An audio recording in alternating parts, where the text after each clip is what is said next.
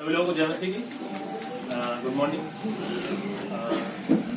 प्रभु ने आज हम सबको सुंदर सुबह दिखाई और सुंदर सा मौका दिया कि एक बार हम फिर सब लोग एक संगति में इकट्ठा होकर प्रभु का धन्यवाद देने वाले बन सके, जय जयकार देने वाले बन सके। इसलिए हम प्रभु का धन्यवाद देते आइए अपने स्वरों को झुकाएंगे और छोटी सी प्रार्थना करेंगे। धन्यवाद, hallelujah hallelujah, praise the Lord. महिमा और तारीफ को जय जयकार हो मेरे खुदावन यीशु राजा। हम आपका धन्यवाद देते हैं मेरे खुदावन यीशु जी की परमेश्वर पिता। आपने हम सबों को ये सुंदर से सुबह दिखाई मेरे यीशु राजा। हम आपका धन्यवाद देते हैं खुदावन। हम आपसे विनती प्रार्थना को करते हैं मेरे यीशु राजा, आगे की परमेश्वर सभा के लिए मेरे खुदावन परमेश्वर पिता। हम सब परमेश्वर पिता यहाँ पर इकट्ठा होने से पहले आप यहाँ पर मौजूद होते हैं मेरे यीशु राजा। हम आपका धन्यवाद देते हैं परमेश्वर पिता। हम आपसे विनती प्रार्थना को करते हैं मेरे खुदावन, आगे की सभा के लिए मेरे खुदावन जीसस परमेश्वर पिता। जो भी परमेश्वर पिता गाया बजाया परमेश्वर पिता, जो भी टीचिंग, जो भी परमेश्वर पिता मैसेज होता है, सब कुछ परमेश्वर पिता आपकी ओर से होने वाला हो सके मेरे खुदावन।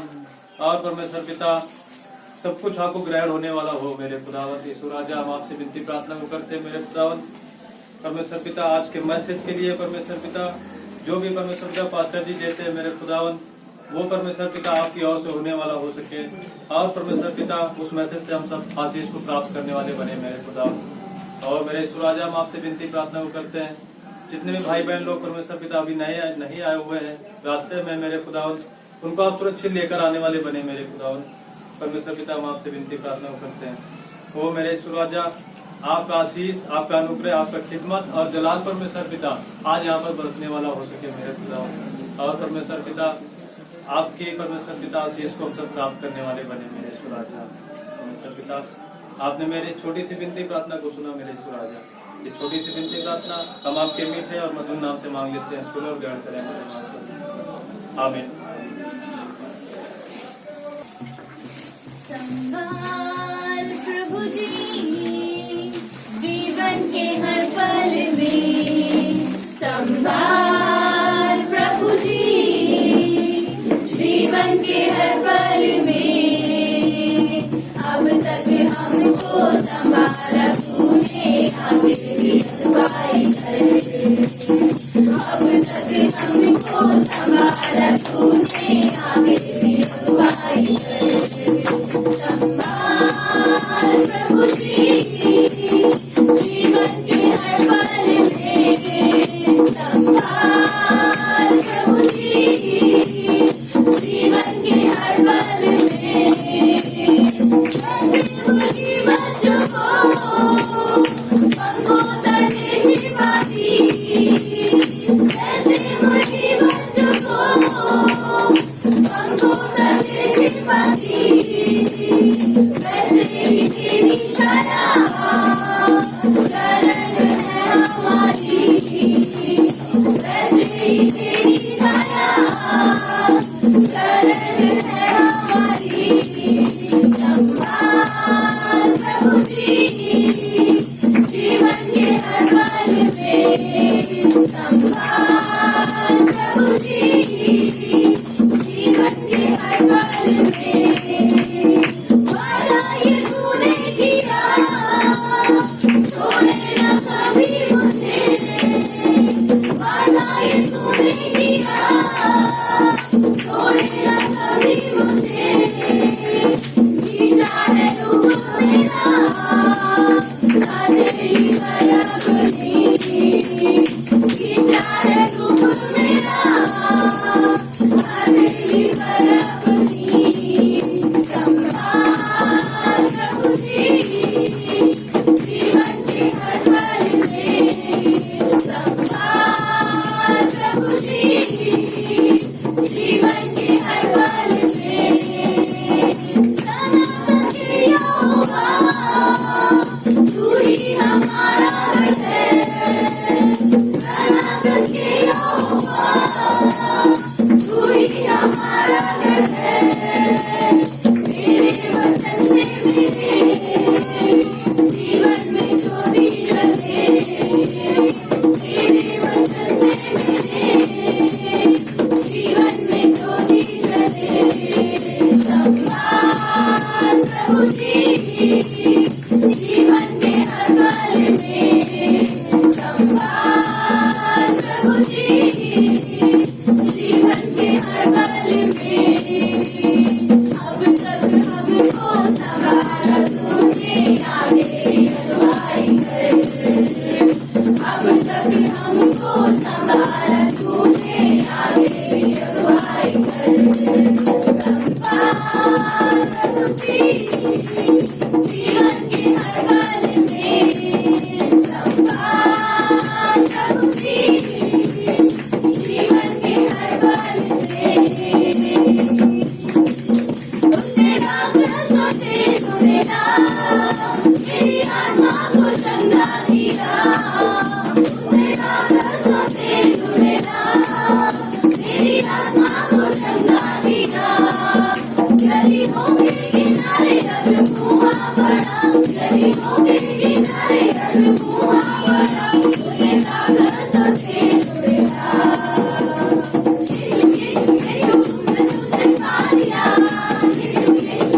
मेरी आत्मा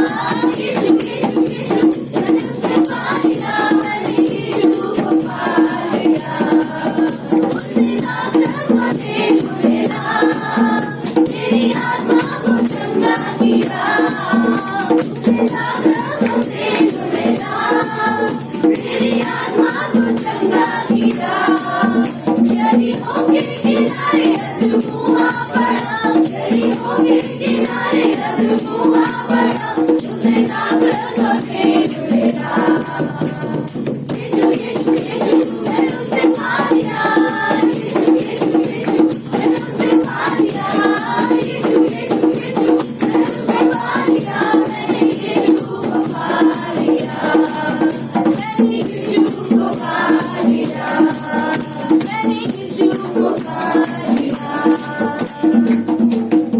परमेश्वर धन्यवाद देते पिता आपको महिमा हो आपके नाम को जाओ सब शक्तिमान और जीवित राजाओं का राजा धन्यवाद देते आपकी महिमा हो परमेश्वर पवित्र परमेश्वर सारे सिंहासन से ऊंचा स्थान है आपका परमेश्वर सारे जितने भी हैं सबसे ऊंचा धन्यवाद देते प्रभु आप हमारे महाराजा के राज प्रभु आपने हमें बनाया हम आपकी स्तुति करते हैं दिल से प्रभु हम आपको आराधना देते हैं क्योंकि आप आराधना की योग और कोई नहीं धन्यवाद देते धन्यवाद देते चाहे तुमको दिल से गाएगी मिलके तेरे नाम यीशु नाम की जय चाहे तुमको दिल से गाएगी मिलके तेरे नाम यीशु नाम की जय जिस नाम में है जिंदगी वो नाम है यीशु मसीह जिस नाम में है बंदगी वो नाम है यीशु मसीह यीशु नाम यीशु नाम यीशु नाम यीशु नाम यीशु नाम यीशु नाम की जय यीशु नाम यीशु नाम यीशु नाम यीशु नाम यीशु नाम यीशु नाम की जय यीशु नाम में मिलती है क्षमा यीशु नाम में मिलती है शिफा यीशु नाम में मिलती है कृपा यीशु नाम में करना दुआ यीशु नाम में मिलती है क्षमा यीशु नाम में मिलती है शिफा यीशु नाम में मिलती है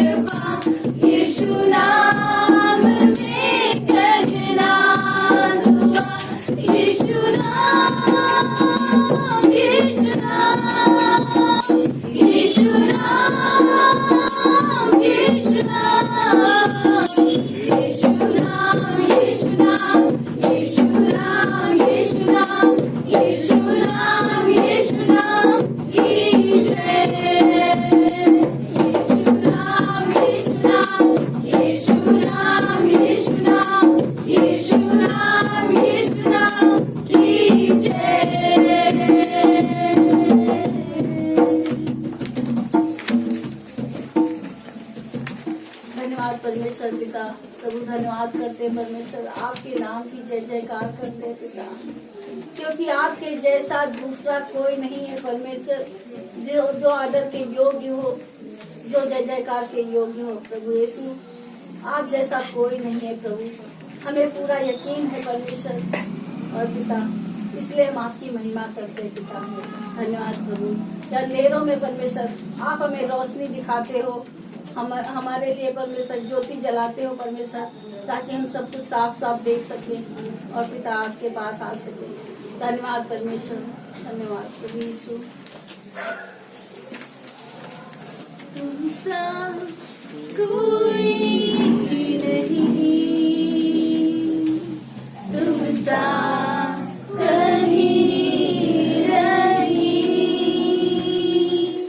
अब है पूरा यकीन, तुमसा कोई नहीं, तुमसा कोई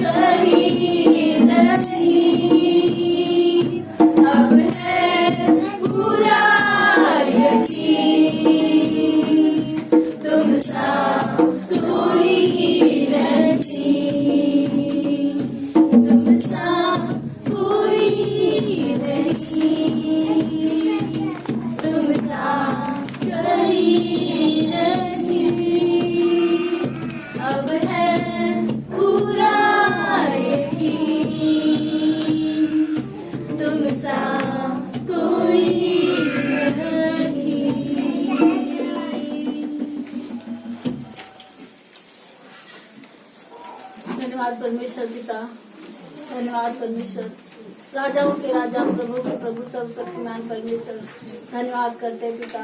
आज का दिन जो आपने हमें दिया है परमेश्वर प्रभु, इस दिन में परमेश्वर आपकी महिमा हो, हम सबके जीवन से आपकी महिमा, प्रशंसा और बड़ाई होती रहे परमेश्वर, ऐसी प्रार्थना करते हैं पिता। आगे का समय हम आपके चरणों में रखते हैं पिता।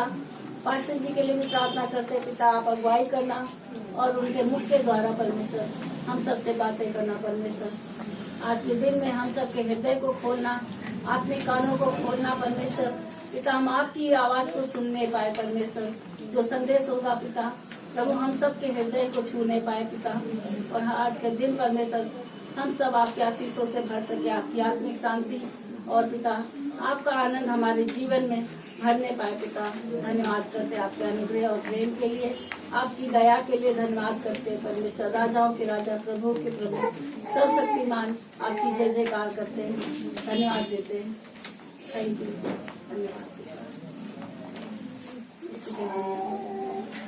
वचन में जाएंगे और मत्ती का 21 अध्याय, मत्ती का 21 अध्याय 12 से 13 पढ़ेंगे। 12 और 13 तो कोई एक पर्सन पढ़ सकता है? यीशु ने मंदिर में प्रवेश करके उन सबको जो मंदिर में लेन देन कर रहे थे निकाल दिया, और सर्राफों की मेजें और कबूतर बेचने वालों की चौकियां उलट दी, और उसने उनसे कहा, लिखा है, मेरा घर प्रार्थना का घर कहलाएगा, पर तुम उसे डाकुओं की खो बनाते हो। Thank you. आइए प्रार्थना करते हैं। हमारे जीवित पिता परमेश्वर, अनुग्रहकारी दयालु परमेश्वर, प्रभु धन्यवाद देते हैं आपके प्रेम और दया के लिए परमेश्वर। प्रभु आपने कहा कि मेरा घर प्रार्थना का घर कहलाएगा। प्रभु यीशु, आज हम आपके इस संदेश को परमेश्वर आपके हाथों में सौंपते हैं। प्रभु आप अगुवाई करो, हम सब जाने प्रभु आज के दिन आपकी मर्जी को पिता धन्यवाद देते हैं, क्योंकि आपका घर प्रार्थना का घर है। और प्रभु कई बार ये प्रार्थना का घर ना हो करके कुछ और ही बन जाता है, परंतु आपकी इच्छा है कि आपका घर प्रार्थना का घर कहलाए। धन्यवाद देते हैं, हम सबकी अगुवाई करो प्रभु, क्योंकि हम आपकी ओर देखते हैं पिता, और चाहते हैं कि हम आपकी वो बातें जो आप हमें बताना चाहते हो वो उनको हम सुने और जानें। प्रभु यीशु, हर एक के हृदय को परमेश्वर आपके हाथों में सौंपते हैं।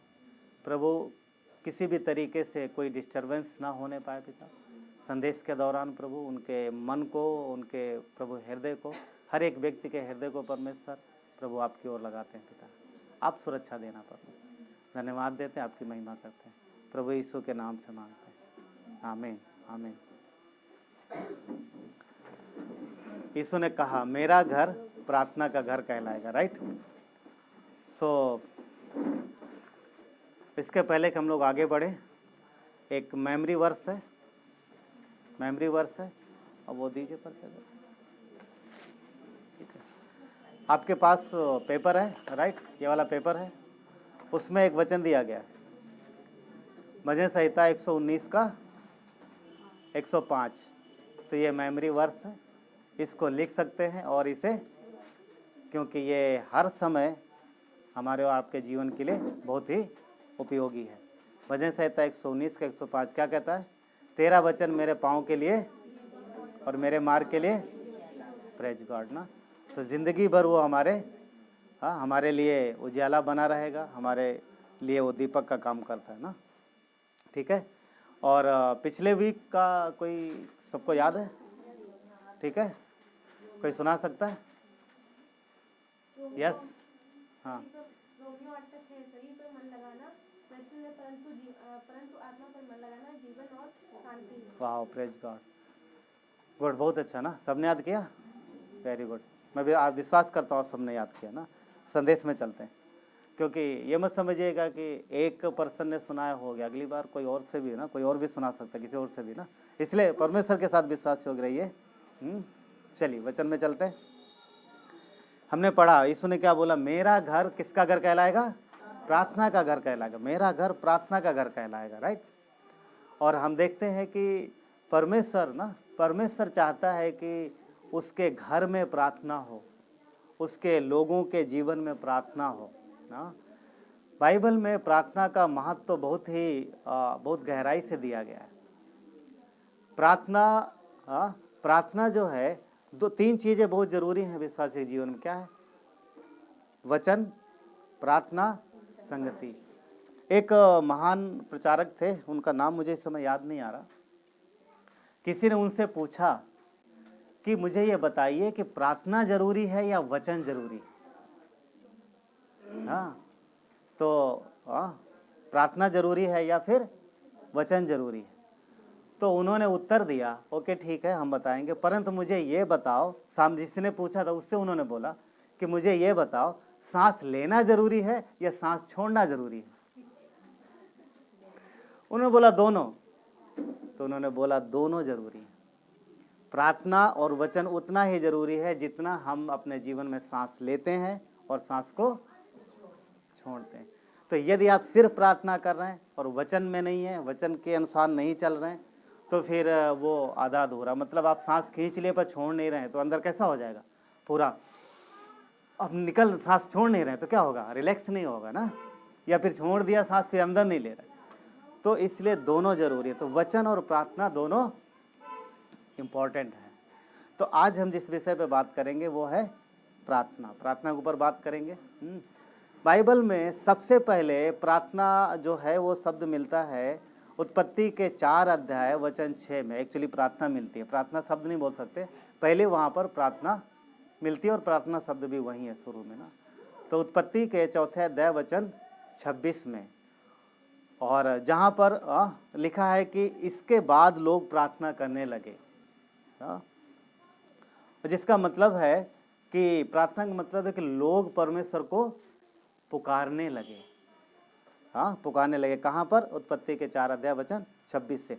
पुकारना, प्रार्थना करना मतलब पुकारना, आवाज देना, दुहाई देना, अपने मन की बात परमेश्वर को बताना। समझ पा रहे हैं? पुकारना, हम किसी को पुकारते हैं, आवाज देते हैं, या फिर विनती करते हैं, दुहाई देते हैं, या फिर परमेश्वर को अपने मन की बात बताते हैं। ठीक है, तो इसको जोर से चिल्ला के भी कर सकते हैं, मगर देख लीजिए कहाँ पर चिल्लाना, कहाँ नहीं चिल्लाना। चिल्लाने मतलब सिर्फ जोर से चिल्लाना नहीं, चिल्लाने मतलब को दिल के, हृदय की आवाज़ निकलती है। राइट, जैसे अभी वो बिटिया जो यहाँ पर गवाही दे रहे थे, राइट, तो क्या वो दिल की आवाज़ है ना, वो दिल की आवाज़, और वो आवाज़ बेशक हमें ना सुनाई दे परंतु स्वर्ग तक पहुँच जाती है। तो हम देखते हैं कि प्रार्थना बहुत ज़रूरी है, और प्रार्थना पुराने नियम से आप देखोगे बहुत सारे लोग प्रार्थना करते चले आ रहे हैं। बहुत सारे लोगों का जीवन जो है वो प्रार्थना में गुजरा है।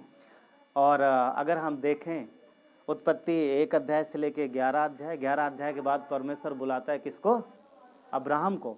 अगर उसके जीवन में देखेंगे तो अब्राहम का भी जीवन प्रार्थना का बहुत अच्छा जीवन था। 2-3 लोगों के विषय में बात करेंगे कि उनका जीवन प्रार्थना का बहुत अच्छा जीवन था। 19 के 27 में लिखा है कि अब्राहम भोर को उठा और उस स्थान को गया। कहाँ पर? जहाँ वो रोज जाता था, जहाँ पर वो परमेश्वर से मुलाकात करता था। कब उठा? भोर को उठा। एक्चुअली में सुबह सुबह जो हम प्रार्थना में जो समय बिताते हैं वो बहुत अच्छा होता है। सारा समय अच्छा है, कुछ गलत नहीं है, परंतु मॉर्निंग का समय अच्छा होता है। आप देखोगे अदन के बगीचे में परमेश्वर, यहोवा परमेश्वर आदम और हवा से मिलने किस समय आता था पता? लिखा दिन के ठंडे समय। आप पढ़ोगे वहां पर ऐसा लिखा, तो वो सुबह सुबह आके मिलता था, सुबह सुबह। अब सुबह सुबह ही क्यों, शाम को क्यों नहीं? उसका एक मीनिंग भी है, क्योंकि आदमी शाम को सो जाता है हारा थका, सुबह जब उठता है तो कोई टेंशन नहीं होती, फ्रेश होता है, शरीर एकदम रिलैक्स होता है, और फिर हाथ मुंह धो करके, जैसा भी जिसको नहाना नहाए, नहीं तो जैसा भी, कोई ऐसा बंदिश नहीं है, हाथ मुंह धो करके पर फ्रेश हो करके, ऊँगते हुए नहीं जाके प्रार्थना बैठ के खर्राटे आने लगे, वैसा नहीं है। तो इसलिए फ्रेश हो करके फिर जब परमेश्वर के सामने बैठते हैं तो मन जो है शांत रहता है, शरीर में थकान नहीं होती है।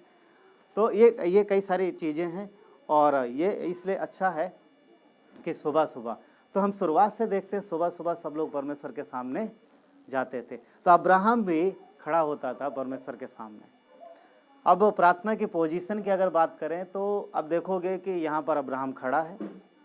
कुछ लोग घुटने पे आके कर रहे हैं। वचन बाइबल में कई सारी चीज़ें बताई जाती हैं। कुछ घुटने पे आते हैं, कुछ मीनिंग नहीं होता है, आप जैसे चाहे कर सकते हैं। सिर्फ लेट के मत करिए।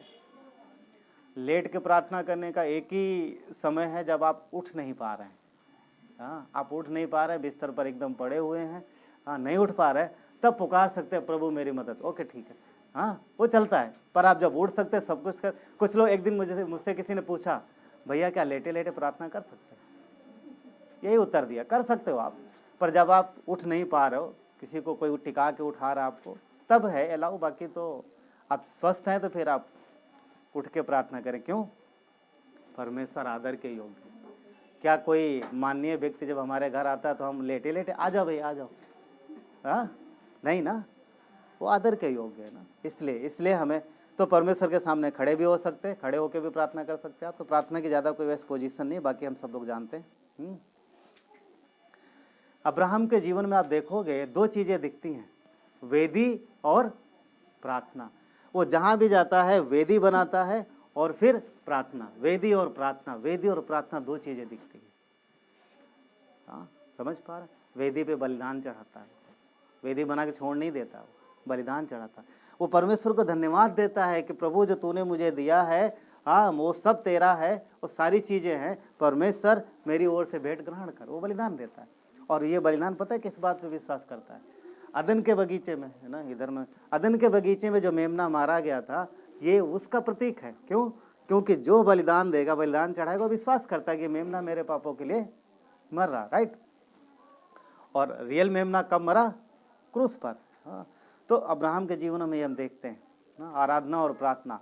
उत्पत्ति के 13:4 में उसने आराधना की, प्रार्थना की। उत्पत्ति के 20:17 में उसने प्रार्थना की है। उत्पत्ति के 21:33 में अब्राहम ने प्रार्थना की। तो बहुत अच्छा इसका लाइफ रहा प्रार्थना का। और हम सब जानते हैं कि परमेश्वर ने अब्राहम को बढ़ाया। एक्चुअली पता है क्या, अगर हम प्रार्थना और वचन दोनों नहीं कर रहे हैं, आप प्रार्थना नहीं कर रहे हैं और वचन में नहीं है, तो आप परमेश्वर की इच्छा को कभी आप सुन नहीं पाएंगे, उसकी आवाज़ नहीं सुन पाएंगे। समझ पा रहे? नहीं सुन पाएंगे। क्यों? क्योंकि अगर आप प्रार्थना ही कर रहे हैं और वचन में नहीं है, तो फिर परमेश्वर कैसे बातें करेगा? बहुत लोग बोलते स्वप्न से बातें करेगा, बहुत लोग बोलते भविष्यवाणी करेगा। वो टाइम खत्म। आज बाइबल जो है कंप्लीट हो गई। आज हमारे पास उत्पत्ति से लेकर प्रकाशित वाक्य तक पूरा है, भविष्य की बातें हैं, पास सब कुछ है। तो आज परमेश्वर वचन से बात करता। हाँ, यदि कोई पढ़ा लिखा नहीं है तो, पर अगर नहीं आप पढ़ सकते तो घर में किसी से पढ़वा सकते हैं, कोई है, और नहीं तो जो आप सुनते हैं उसको मेडिटेशन कर सकते हैं। तो एक कंडीशन है, परंतु जो पढ़े लिखे हैं अगर वो जानबूझ करके नहीं वचन में समय बिता रहे हैं, तो फिर कैसे परमेश्वर बात करेगा? परमेश्वर वचन के द्वारा बातें करता है। हाँ, मैं ये नहीं कर रहा हूँ कि परमेश्वर किसी से स्वप्न में बात नहीं करता है, मगर उसका भी कंडीशन है। अगर जिसके पास ये वचन नहीं है और वो वचन कहीं से सुन भी नहीं रहा, कई सारी जगह ऐसी है जहाँ पर परमेश्वर का वचन नहीं है, फिर परमेश्वर वहाँ कैसे बातें करेगा? तो फिर उसको स्वप्न से बात करता है। परंतु आपके पास वचन है और आप सराहने रख के सोएंगे, अगर वो बोलेंगे सपने में बात करें, तो कभी नहीं करेगा। और इसको सराहने रखने की ज़रूरत नहीं है, इसको हृदय में रखने की ज़रूरत है। समझ पा रहे हैं? नहीं, सराहने रखी रहेगी और उस फर्क नहीं पड़ने वाला। तो इसको दिल में रखते हो। दिल में कैसे रखेंगे? पढ़ेंगे, याद करेंगे ना। मूसा के जीवन में देखो, परमेश्वर का वचन उसके हृदय में था, उसके हृदय में था। और वो परमेश्वर का वचन सुनने के लिए कितने ऊंचे पहाड़ पे चढ़ता था। परमेश्वर बुलाता था, मूसा आ जा। अब सोचो, 80 साल की उम्र से ज्यादा हो गया है, अब परमेश्वर बोलता आ जा। इतना ऊंचा पहाड़ चढ़ के क्यों जाता था? जब यहाँ बोला मूसा आ जा, तो जो कुछ बोलना हो तो वहीं बता सकता था कि नहीं? है ना, बता सकता था। अच्छा मूसा सुन, मैं जानता हूँ तो बूढ़ा है, तो बुजुर्ग हो गया है, तो चल नहीं पाता है। नहीं चल, मूसा बहुत ताकतवर था एक्चुअली, बूढ़ा हो गया था, फिर भी ताकत उतनी थी उसके। पर मैं उदाहरण बता रहा हूँ कि अगर बोलते नहीं ठीक है तो 80 साल हो गया, चल मैं तुझे वहीं बता देता हूँ। नहीं, मूसा निकल आ मेरे साथ। पता है क्या? फेलोशिप। परमेश्वर चाहता है कि उसके बच्चे उसके साथ फेलोशिप करें। तो प्रार्थना में आप जब बैठते हैं तो एक फेलोशिप है, एक संगति है परमेश्वर के साथ। मूसा को बुलाया और 40 दिन 40 रात पहाड़ पे रहा। क्या कर रहा था? आप इमेजिन करो, सोचो, परमेश्वर ने उसको जो व्यवस्था दी उसके लिए 40 रात 40 दिन का समय लिया। क्या परमेश्वर की स्पीड इतनी धीरे? हाँ, क्या वो आधे 10 मिनट के अंदर मूसा को सारी बातें नहीं बता सकता? 6 दिन में पूरी धरती बना दी उसने। हाँ, पूरा सब कुछ बना दिया, पूरा क्रिएशन कर दिया। व्यवस्था देने के लिए 40 दिन। सोचो ना, थोड़ा ज्यादा नहीं लग रहा? हाँ? क्या हो रहा था? परमेश्वर अपने बच्चों के साथ फेलोशिप करना चाहता है। मूसा तेरा साथ मुझे बहुत अच्छा लगता है, मैं चाहता हूं तो और थोड़ी देर मेरे साथ रुक। समझ पा रहे हैं? परमेश्वर को पसंद है अपने बच्चों के साथ बातचीत करना, अपने बच्चों के साथ फेलोशिप करना। स्वर्ग छोड़कर आदम के पास क्यों आता था वो? क्या वही से नहीं उसे आदेश दे सकता, आदम ये काम कर, ये कर? किस लिए आता था? संगति।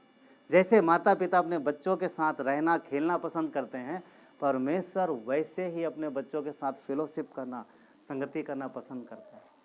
नहीं 40 दिन 40 रात क्या जरूरत थी, है ना? एक बार नहीं, दो बार मूसा सोचो ना, थोड़े से नियम देने, नीचे भी दे सकता है पहाड़ के, हाँ बता सकता है। वो तंबू में ना, तंबू जब बन गया था, तंबू में भी खैर पहले तंबू नहीं था, बाद में बना, ठीक है। परंतु कहने मतलब ये है कि थोड़ा जल्दी भी दे सकता था, मगर क्यों इतना समय लिया? समझ पा रहे? तो यदि हम और आप यदि आप प्रार्थना में समय नहीं बिता रहे हैं, तो आप परमेश्वर के दिल को दुखा रहे हैं उस तरीके से कि एक बच्चा माँ के सामने घूम रहा है और माँ बुला रही आ और वो आ ही नहीं रहा उसके पास। हाँ, तो कैसे माँ के दिल पे कैसे लगेगा ना? कितना अच्छा। तो ये परमेश्वर का दिल है, पिता का दिल है। पिता इतनी देर सारे दिन में कड़ी मेहनत के बाद आता है और बच्चा छोटा बच्चे को बुलाता, बेटा आ जा, और बच्चा आ ही नहीं रहा, तो पिता के दिल पे कैसा बीतता? तो आप समझिएगा, इसलिए फेलोशिप बहुत जरूरी है, और प्रार्थना एक फेलोशिप के जैसा है। तो मूसा का परमेश्वर के पास बहुत अच्छा समय बिताया, और अपनी हर एक तकलीफ, हर एक परेशानी सिर्फ पहाड़ पर ही नहीं, पूरे जीवन भर वो बताता। जब कोई दिक्कत होती तो मूसा कहाँ मिलता, कहाँ जाता था पता? बाद में तंबू बन गया था, मिला पहले तंबू में, पहाड़ पे 2 ही बार बुलाया, जब तंबू बन गया फिर नहीं बुलाया। मिला वाला तंबू बन गया तो तंबू में जाता था, कुछ भी होता था उधर जाता था, और परमेश्वर उससे वहां मिलता था। समझ पा? तो कोई भी समस्या, कोई भी परेशानी, किसके पास भाग के जा रहा है? पता है क्या दिखाता है? कि वो निर्भर है किसके ऊपर? हमारे जीवन में परेशानी होता है, हम किसके पास भाग के जाते? पहले, ए भैया ये मेरे ये दिक्कत, ये करोगे क्या? वो नहीं मेरे पास टाइम नहीं, दूसरा उसके पास। क्या ऐसा करते हैं? जब दिक्कत परेशानी आती, पॉइंट ये है, जब तकलीफ परेशानी आती, सबसे पहले किसके पास आप जाते हो? और जिसके पास आप जाते हो, आप उसी के ऊपर निर्भर हो। समझ पा रहे हैं? हमारी निर्भरता को दिखाता है कि हम किसके ऊपर निर्भर हैं।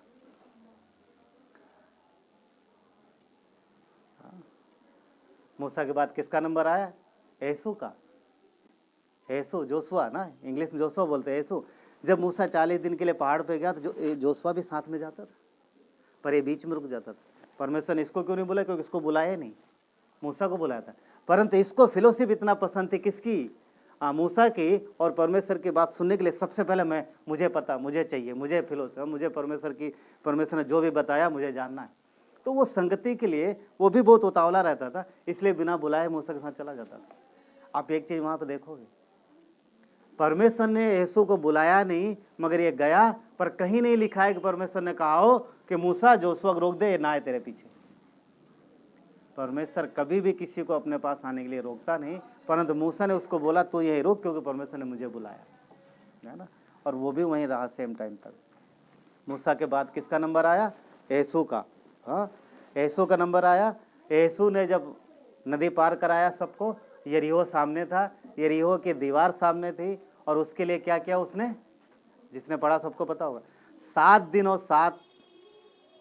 7 रात नहीं, 7 दिन तक वो दीवार का क्या है? वो आराधना और प्रार्थना है।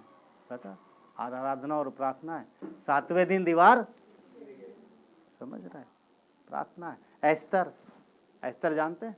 एस्तर की पुस्तक पढ़ा होगा। रानी एस्तर, जब पूरे यहूदियों का नाश होने का समय आ गया, शैतान ने षड्यंत्र रचा, और परमेश्वर ने उसको बोला, क्या बोला? कि तू, एक्चुअली उसके हृदय में आया और उसने बोला कि जितने लोग हैं सब 3 दिन और 3 रात क्या रखेंगे? उपवास और प्रार्थना। और मैं भी उपवास और प्रार्थना रखूंगी, और उपवास और प्रार्थना की हालत में ही मैं किसके पास जाऊंगे? राजा के पास। उस राजा के वहां पर एक नियम था, राजा के दरबार में अगर कोई बिना बुलाए राजा की मर्जी के खिलाफ जाता था तो उसको मृत्युदंड मिलता था। राजा के पास 2 रॉड होते थे। रॉड मतलब जो आज के बोलेंगे छड़ी, हाँ राजदंड बोलता था। आज के हिसाब से 2 छड़ी होती थी, एक लोहे की और एक सोने की, ठीक। और अगर राजा बोलते नहीं कि उस सिंहासन पर होता था, अगर उसकी मर्जी खिलाफ आया तो सैनिकों को पता होता था, वो लोहे का ऐसा डंडा उठा देगा ऊपर बस, और जैसे ऊपर उठाया ऐसे आगे बढ़ाया, सैनिक आग पकड़ेंगे, काम खत्म। जो भी मतलब कैसे मारते थे जो उनका रूल्स होगा, परंतु उसको मृत्युदंड मिलता था। पर जिससे राजा प्रसन्न होता था, पता उसके लिए क्या उठाता? सोने का। अब एस्थर लिखती है वहां पर, मैं इसी हालत में उपवास और प्रार्थना की दशा में ही राजा के पास जाऊंगे, अगर मैं नाश हो गई तो, पढ़िए वचन है लिखा है, अगर मैं नाश हो गई तो फिर हो गई। एस्थर का 4 का 16 पढ़िए कोई।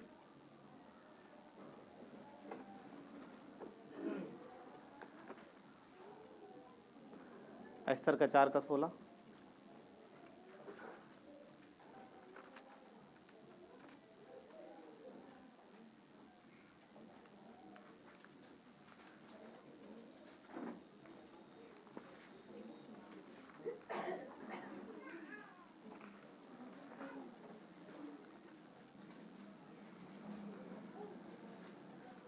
ठीक है, चलिए मैं पढ़ता हूँ, यहाँ पे लिखा है, मिला पढ़िए। तू जाकर शूशन के समस्त यहूदियों को एकत्रित कर और तुम सब मेरे लिए उपवास करो 3 दिन और 3 रात, ना तो कुछ खाओ और न पियो, और मैं भी अपनी सहेलियों के सहित ऐसा ही उपवास करूंगी। इस प्रकार मैं राजा के पास जाऊंगी, यद्यपि यह नियम के विरुद्ध है, और यदि मैं नाश हो गई तो हो गई। समझ रहे हैं क्या कह रहा, क्या लिखा है कि ये नियम के विरुद्ध है राजा के पास जाना, क्योंकि जब तक राजा नहीं बोलेगा जा नहीं सकते, परंतु तुम मेरे लिए उपवास और प्रार्थना करो। किस लिए एस्थर ने प्रार्थना रखवाया था? कि वो मरने से बच जाए? नहीं, इसलिए कि जो बात वो राजा को बोलने जा रही है वो बात राजा सुने और पूरे नेशन, पूरे यहूदियों का नाश होने से बच जाए। 3 दिन उपवास और प्रार्थना आप पढ़ोगे, यहाँ पर आगे देखोगे तो परमेश्वर ने उस षड्यंत्र को चेंज कर दिया, बदल दिया, और जिसने षड्यंत्र किया उसको फांसी पे लटकाया गया। हाँ, हामान को फांसी पे लटकाया गया और मोर्दके को सम्मान दिया गया। किसकी वजह से हुआ? उपवास और प्रार्थना। जब तकलीफ आती है तो हम किसके पास जाते हैं? जब तकलीफ आती है तो किसके पास जाते हैं? सबसे पहले मुझे बचाओ, मेरी मदद करो। हम जिसके पास जाते हैं उस पर हमारा विश्वास प्रकट होता है। अब देखना यह है कि सबसे पहले इंसान के पास भागते हैं या फिर इंसानों को बनाने वाले के पास भागते हैं। वो एक बात समझ पा रहे हैं? भजन संहिता में ज़्यादातर जो भजन हैं वो सब प्रार्थनाएं हैं। दाऊद ने जो लिखा ना, वो ज़्यादातर जो सब प्रार्थनाएं हैं। हाँ, आप जितनी पढ़ते हो करीब 80% प्रार्थनाएं हैं। पौलुस का जीवन देखोगे, पौलुस भी बहुत प्रार्थना में बहुत आगे थे, और उनका स्वयं का भी जीवन प्रार्थना में बहुत ही मजबूत था, और वो प्रार्थना में बहुत समय बिताते थे। रोमियो 1:10 में लिखा उन्होंने कि मैं अपनी प्रार्थनाओं में नित्य तुमसे विनती करता हूँ ना, मैं अपनी प्रार्थनाओं में रोज विनती करता हूँ। हाँ, विनती और प्रार्थना, तो पौलुस के जीवन में भी प्रार्थना बहुत इंपॉर्टेंट थी। राइट, प्रार्थना एक अद्भुत सेवकाई है। आप समझ पा रहे हैं? प्रार्थना एक सेवकाई है, और प्रार्थना में बहुत सामर्थ्य है। सेवकाई कैसे? देखिए, अगर आप किसी के लिए प्रार्थना करते हैं, जैसे बिटिया का परिवार ना अभी जो बता रहे थे, राइट, अगर हम सब लोग इनके लिए प्रार्थना करेंगे तो परमेश्वर 101% आने वाले दिनों में इनके परिवार में सारे सदस्यों का मन फेर देगा। पता, आप एक दूसरे के लिए प्रार्थना करते हैं, आप अपने रिश्तेदारों के लिए प्रार्थना करते हैं, ये एक सेवा है, पता है? ये सेवकाई, ये वो सेवकाई है, गुप्त में सेवकाई है जो कमरे के अंदर की जाती है। बंद कमरे में हम लोग प्रार्थना करते हैं, ये सेवा करते हो, परमेश्वर काम करता है। और एक युद्ध भी है, प्रार्थना एक युद्ध भी है। हम लड़ाई लड़ते हैं और विजयी भी होते हैं। ध्यान रहे, विश्वासी कभी हारते नहीं, क्योंकि हम हारे हुए पक्ष में नहीं है, हम हारे हुए पक्ष में नहीं है। एक व्यक्ति को अपने जीवन में अगर सामर्थी बनना है, अगर विजयी जीवन जीना है, अगर सामर्थी जीवन जीना है, तो उसे प्रार्थना में अपना समय बिताना बहुत जरूरी है और बिताना पड़ेगा। और प्रार्थना वचन के साथ होनी चाहिए। ठीक है, प्रार्थना वचन के साथ भी होनी जरूरी है। एक पास्टर हैं एक्चुअली, वो उनका कलीसिया जो है अमेरिका में है। अमेरिका में एक शहर है जिसको ह्यूस्टन बोलते हैं। किसी ने अगर किसी को पता हो अगर, तो ह्यूस्टन में एक शहर है, और वहाँ पर अमेरिका में एक शहर है, ह्यूस्टन नामक जगह है। वहाँ पर एक कलीसिया है, वो काफ़ी बड़ी कलीसिया है और उनके उस कलीसिया के संस्थापक जिनका नाम है जॉन ऑस्टिन, ठीक है, इन्होंने 1959 में 10 मई में, मतलब 1959 10 मई को इस कलीसिया की स्थापना की थी। कहाँ पर? यूएस में, अमेरिका में। परंतु इसके पीछे एक कहानी है, कहानी मतलब उनकी एक गवाही है। वो एक ज़मीन को देखते थे जो कि बहुत अच्छी थी उनके हिसाब से और काफ़ी बड़ी जगह थी, और वो जाते थे, देखते थे और वहाँ पर प्रार्थना करते थे, और उनके हृदय में था कि ये ज़मीन मुझे मतलब मिलनी चाहिए परमेश्वर के भवन के लिए।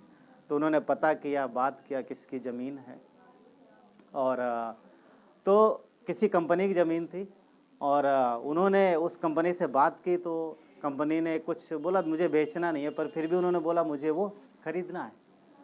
तो बोला अच्छा ठीक है, अगर आपको ख़रीदना है तो आपको इतना रेट देना पड़ेगा, इतना इन कीमत देनी पड़ेगी। और जब उन्होंने कीमत सुनी तो कीमत उनके बजट से बहुत ज़्यादा थी, बहुत ज़्यादा थी कीमत हो। तो बोला ठीक है, नहीं ले पाए। फिर क्या हुआ, प्रार्थना शुरू हुई। कहाँ पर? कलीसिया में प्रार्थना शुरू हुई, जहाँ पर कलीसिया थी। सब लोग प्रार्थना कर रहे थे जैसे हम लोग कर रहे हैं इस समय, राइट। तो प्रार्थना कर रहे थे। खैर हमने कोई ज़मीन नहीं देखी, ज़मीन परमेश्वर ने देखी है। तो हम लोग प्रार्थना कर रहे थे, वो लोग प्रार्थना करते, कलीसिया प्रार्थना कर रही थी। कुछ साल बीते और वो कंपनी डूबने लगी मतलब कंपनी घाटे में जा रही है, और उनका काफ़ी लॉस हुआ। बाद में बताते हैं कि उस कंपनी के किसी शायद व्यक्ति ने, जो भी मेन चीफ होगा, उन्होंने उनको फ़ोन किया, क्या आप मेरी ज़मीन खरीदने में आज भी इंटरेस्टेड हैं? समझ पा रहे? उस समय कुछ साल पहले वो चाह रहे थे खरीद ले, नहीं मिले क्योंकि कीमत बहुत ज़्यादा थी। बाद में कुछ साल बाद जब कंपनी घाटे में गई, उनको पैसा चाहिए, उनके पास पैसा कम हो रहा, तो उनको याद है मेरे पास प्रॉपर्टी पड़ी इतनी। एक व्यक्ति आए थे हमारे पास पूछने के लिए, क्या मैं पूछ के देखूं आज भी खरीदेंगे वो? तो उन्होंने बोला, फ़ोन किया, क्या आप आज भी वो मेरी ज़मीन लेना चाहते हैं, क्या इच्छुक हैं? तो इन्होंने बोला भाई आपका रेट बहुत ज़्यादा है। तो उन्होंने बोला नहीं, आप कितना दे सकते हैं बताओ, आप कितना दे सकते हो? इन्होंने बताया हम इतना दे सकते हैं, एक अमाउंट। उन्होंने बोला ओके डन। आप समझ पा रहे हैं? पहले से भी कम बजट में परमेश्वर ने उनको ज़मीन दिला दी।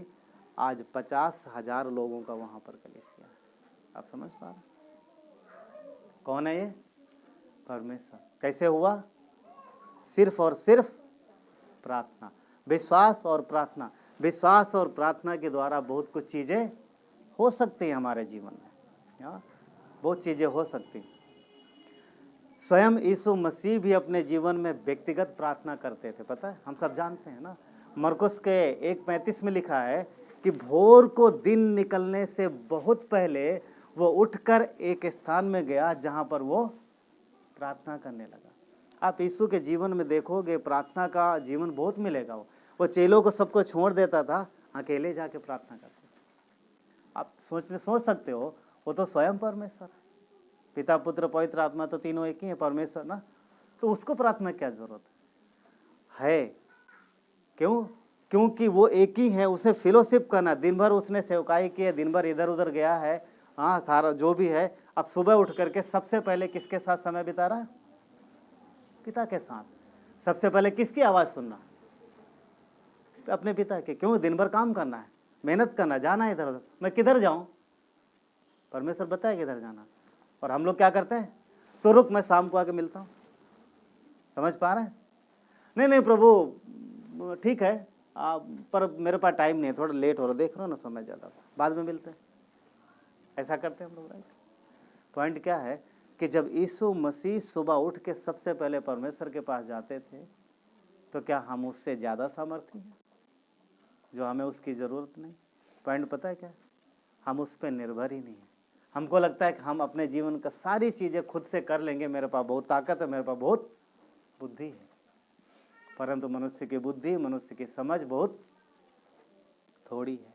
हाँ, मरकुस 6:46 में भी लिखा है कि उन्होंने चेलों को विदा किया और वो पहाड़ पे चले गए। किस लिए? प्रार्थना करने के लिए। मत्ती 6:34 में 14:23 में लिखा, मत्ती 14:23 में कि उसने फिर से लोगों को विदा किया और वो पहाड़ पे चला गया। शाम शाम, वहां लिखा शाम को वो अकेला था। पहले सुबह वो अकेला है, फिर शाम को अकेला। आप समझ पा रहे हैं क्या? सुबह शाम दोनों प्रार्थना का जीवन। क्या यीशु के पास काम कम था? कम काम था? बहुत काम था उसके पास समय थोड़ा था। वो जानता था 3 साल के लिए, और 3 साल में ही उसे चेलों को भी तैयार करना है, 3 साल में पूरे इजराइल को सुसमाचार सुनाना है, 3 साल में पिता की इच्छा पूरी करनी। उसे मालूम था कितने जाने वाला है। तभी वो क्या बोला था कि समय आ गया है कि मनुष्य के पुत्र को पकड़वाया जाए। हाँ, मनुष्य का पुत्र एक दिन पकड़वाया जाएगा। उसके पास समय कम था, वो जानता था। पर एक चीज और देखोगे, कभी आपने उसे चिड़चिड़ाते हुए देखा? 3-3.5 साल की सेवकाई में यीशु मसीह को समय कम था, काम बहुत था उसके पास, यीशु मसीह के पास, पर कभी चिल्लाते हुए, कभी ऐसा कभी मतलब क्या बोलते उसको, मतलब कि विचलित होते हुए, या फिर कभी ऐसा देखा कि अरे यूहन्ना तूने ये नहीं किया यार, तूने वो नहीं किया, इतना टाइम था, कहाँ टाइम लगा दिया, जो भी ना, ऐसा कभी देखा? कहीं मिला आपको पढ़े? मतलब पढ़ा कभी दिखा? कहीं नहीं दिखा। क्यों? क्योंकि वो परमेश्वर के ऊपर निर्भर होकर काम करता था, और जितना पिता से सुनता था उतना करता था। क्या वो जानता नहीं? सब जानता था। क्या उसे पता नहीं था उसे क्या करना? सब कुछ पता था। परंतु ये क्या है? फेलोशिप बहुत जरूरी है। फेलोशिप ना, जो प्रार्थना में ना परमेश्वर के साथ समय बिताना बहुत इंपॉर्टेंट है। इवन चेलों के साथ भी वो परमेश्वर के साथ भी समय बिताता था एकांत में, और चेलों को भी सिखाता था। सिर्फ ऐसा नहीं है कि वो सिर्फ अकेले ही प्रार्थना कर रहा है और चेलों को दूर रख रहा। कोई एक समय था कि वो चेलों को दूर कर देता था, अकेले प्रार्थना में समय बिताता था, और एक समय ये भी था कि जो चेलों के साथ वो प्रार्थना करता था। कहाँ पर? लूका के 9 अध्याय वचन 18 में वो चेलों के साथ एकांत में प्रार्थना कर रहा है। लूका के 9:18 चेलों के साथ, चेलों को सिखा रहा, आ जाओ ना, क्योंकि वो टेंड कर रहा, उनको तैयार कर रहा। 11:1 में भी है, 11:1 में भी सुनसान जगह पे चेलों को लेके गया, प्रार्थना में सिखा रहा उनको। और लूका के 9:28 में भी, वहाँ पर पतरस और यूहन्ना याकूब है, 3 है। पतरस, यूहन्ना, याकूब तीनों को सिखा रहा, कभी सबके साथ, कभी अलग अलग। तो ये क्या है? ये परमेश्वर का काम है। यीशु ने इस तरीके से किया है। और अंत में गतसमनी बाग में उसका जीवन शुरू हुआ, उसकी सेवकाई शुरू हुई प्रार्थना से, और खत्म हुई क्रूस पर भी वो प्रार्थना ही कर रहा था। राइट?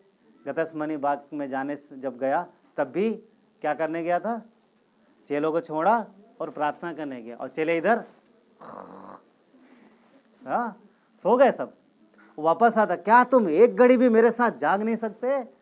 क्या तुम जल्दी उठ के मेरे साथ प्रार्थना नहीं कर सकते? आज सवाल है। क्या तुम सोते रहोगे 8 बजे तक? क्या तुम सोते रहोगे 9 बजे तक? अरे थोड़ा जल्दी उठो, क्या मेरे साथ प्रार्थना नहीं कर सकते? हे यूहन्ना, हे याकूब, क्या तुम थोड़ी देर जाग नहीं सकते? आज वही सवाल है, क्या तुम उठ के मेरे साथ प्रार्थना नहीं कर सकते सुबह? क्या मेरे साथ समय नहीं बिता सकते? वही सवाल आज भी बना हुआ है, वो गया नहीं है। क्या तुम मेरे साथ एक घड़ी जाग नहीं सकते? समझ पा रहे हैं? आज भी वो क्वेश्चन है।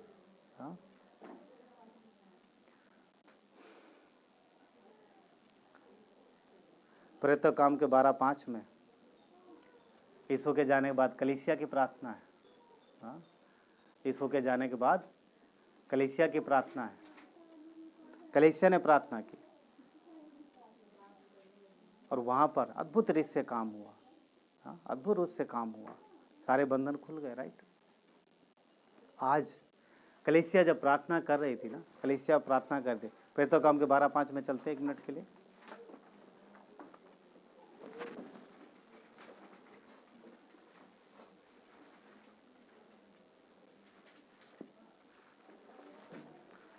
प्रेरितों काम 12:5 क्या लिखा है? इस प्रकार पतरस बंदी गृह में रखा गया, परंतु कलीसिया उसके लिए परमेश्वर से लौ लगाकर प्रार्थना करती रही। ठीक है, पतरस बंदी गृह में प्रार्थना कौन कर रहा? क्या कोई छुड़ाने गया था? नहीं ना, परमेश्वर ने अपना दूत भेजा और पतरस को बंदी गृह से छुड़ाया ना। सारे दरवाजे खुल गए, सारे दरवाजे खुल गए, सारी चीजें जो हो गई, सब कुछ खुल गया, और पतरस जो है बाहर आ गया। लिखा एक फरिश्ते ने उसको जाके ऐसा हाथ मारा ना, और पतरस को लगा कि वो क्या देख रहा है? दर्शन देख रहा है। मगर जब वो गली में छोड़ चला गया तब उसे लगा कि नहीं, वो वाकई में जेल से रिहा हो गया। ये प्रार्थना, कलीसिया लो लगा के प्रार्थना कर रहे थे। क्यों? क्योंकि उसका पास्टर कहाँ था? बंदी कराए थे। हाँ, पौलुस को, उसको, पतरस को उस समय सेवकाई का पूरा दिया गया था ना। अब कलीसिया प्रार्थना करे, परमेश्वर उसको लाया। तो आज जरूरी है, कलीसिया की प्रार्थना में सामर्थ्य है, इसलिए हम सब लोग मिलके प्रार्थना करते हैं। प्रार्थना में वो ताकत है जो बहुत सी चीज़ों को बदल सकती है और पहाड़ों को हटा सकती है। व्यक्तिगत प्रार्थना जो आप अपने घर में करते हैं, दूसरा जो हम लोग कलीसिया में करते हैं मिलके, दोनों बहुत ज़रूरी है। ठीक है, दोनों बहुत ज़रूरी है, इसलिए प्रार्थना में समय बिताइए। कोई भी चीज़